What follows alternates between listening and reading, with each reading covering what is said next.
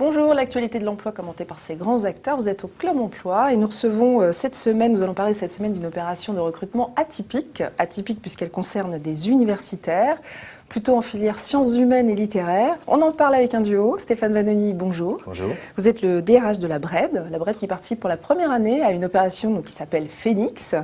Et Laurent Acharian, bienvenue. Vous êtes senior manager chez PwC et c'est l'un des quatre grands de l'audit mondial et vous êtes l'un des coordinateurs de l'opération Phoenix. Alors, cette opération Phoenix, qu'est-ce que c'est ? C'est une opération qui permet à une trentaine de jeunes universitaires de postuler dans des entreprises, alors qu'on les attendait plutôt sur des postes de profs ou en recherche. Un mot d'abord sur le type d'étudiant qui est intéressé, concerné par cette opération.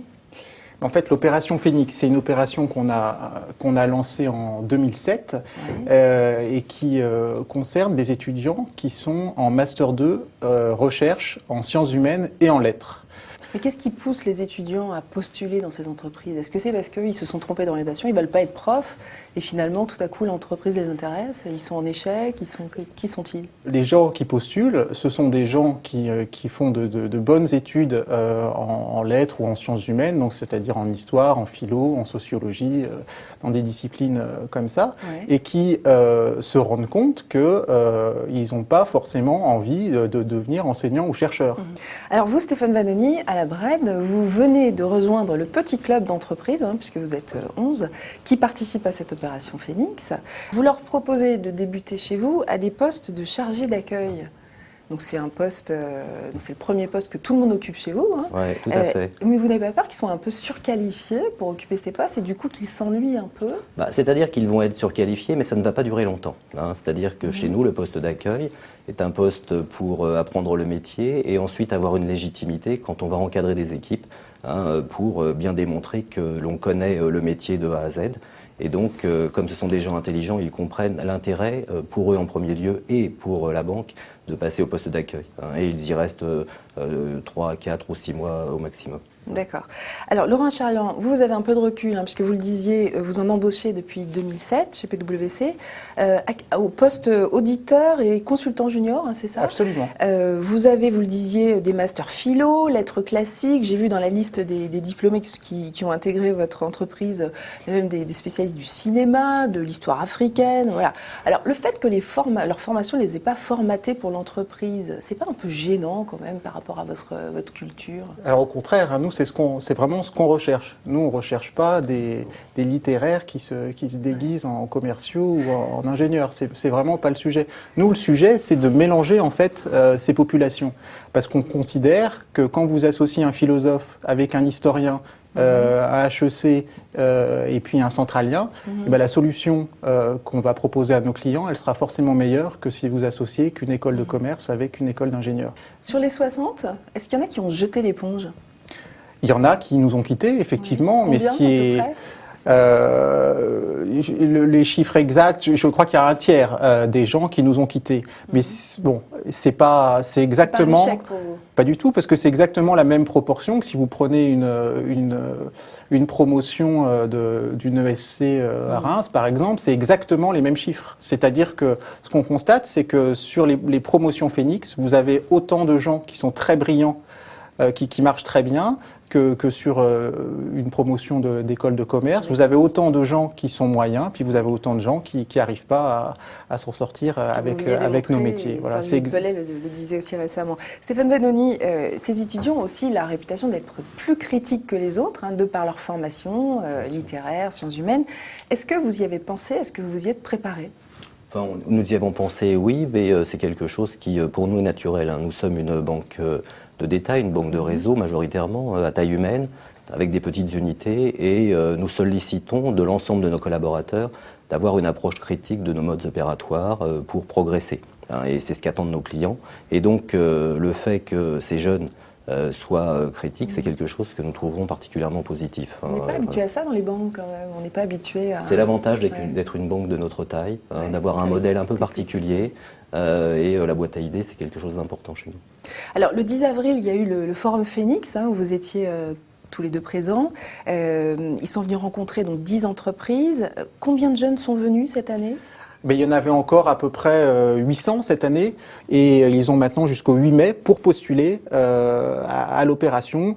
Donc ils peuvent postuler ils peuvent poser 3 candidatures dans les 10 entreprises partenaires. Très bien. Stéphane Vanoni, les étudiants intéressés, donc Laurent Acharian le disait, vont pouvoir déposer leur candidature sur le site de Phoenix. Vous allez les sélectionner sur CV et sur lettre de motivation. Tout à fait.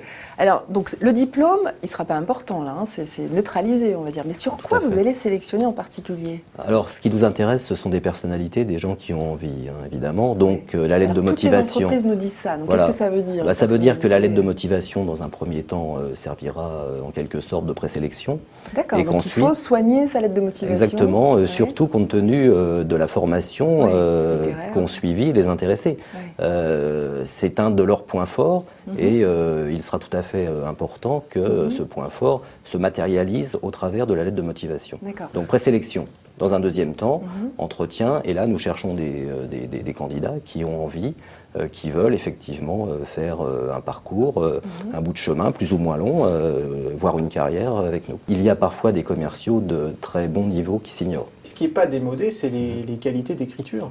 Et nous, si on recrute ces jeunes, c'est notamment parce qu'ils savent écrire. Et quand on rend des rapports, que ce soit d'audit ou de conseil, avoir une belle plume, avoir un esprit de synthèse, un esprit critique, c'est absolument fondamental. Et ça, ces étudiants, ces diplômés font preuve de ces qualités. Je pense que c'est bon de le rappeler. On a parlé lettres, on va parler un peu de chiffres. Laurent Acharian, chez PwC, combien de temps un étudiant littéraire, enfin un embauché d'une filière littéraire, met-il à avoir le salaire d'un HEC débutant, par exemple? Un Phoenix, un jeune qui rentre dans le cadre de l'opération Phoenix va toucher exactement le même salaire que quelqu'un qui sort d'une école de commerce. Donc pas d'un HEC, voilà. Mais d'une pas école de d'un commerce. HEC, mais qui sort d'une école de commerce. Donc il va rejoindre l'HEC dans un an ou deux après.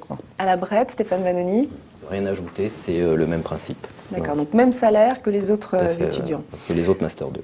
Alors depuis ses débuts, Phoenix a permis de recruter 150 universitaires. Jusqu'à cette année, c'est pas beaucoup. Pourquoi vous ne recrutez pas? Pourquoi cette opération n'en recrute pas plus? Est-ce qu'il y a un frein du côté entreprise ou plutôt du côté des profs?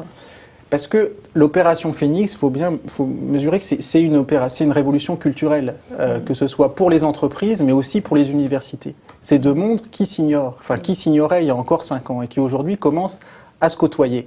Donc, sur les volumes, effectivement, on peut faire mieux et on doit faire mieux dans les années qui viennent, mais on a toujours veillé, en fait, à avoir une grande exigence en matière de recrutement. Et si l'opération fonctionne aujourd'hui, c'est parce qu'on a eu cette exigence. L'objectif n'était pas de faire du chiffre pour faire du chiffre, parce que là, je pense qu'on aurait eu des problèmes. Donc, toutes les entreprises présentes proposent des postes aujourd'hui, ou quasiment toutes. Absolument. Est-ce qu'il y a d'autres entreprises qui vont rejoindre l'opération Phoenix? L'année prochaine, on aura certainement d'autres partenaires qui vont nous rejoindre. Et des noms.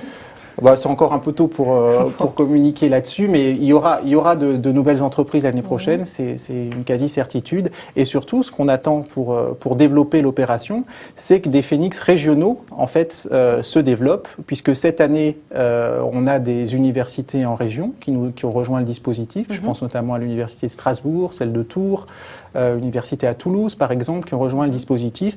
Et ce qu'on espère, en fait, c'est qu'il y ait des opérations Phoenix qui se développent en région, autour de ces universités, avec l'écosystème des entreprises locales, et qu'on arrive comme ça à développer l'emploi des littéraires dans notre pays. Et ce sera pour 2013 ?